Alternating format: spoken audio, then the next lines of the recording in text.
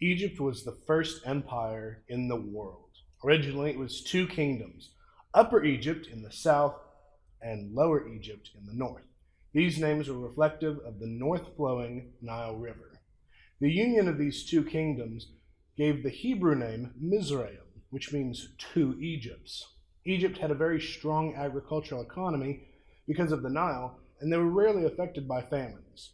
For this reason, Abram visited Egypt shortly after arriving in the Promised Land.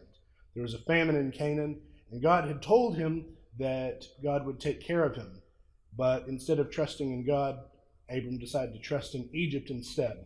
After lying to Pharaoh, he wisely decided to return to Canaan, where God did in fact take care of him.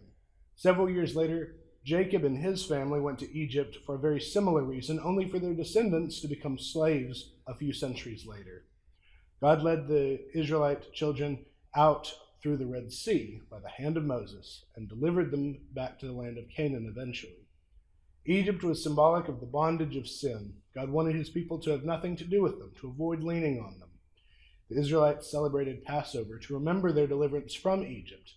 In a similar way, Christians celebrate the Lord's Supper to remember deliverance from sin.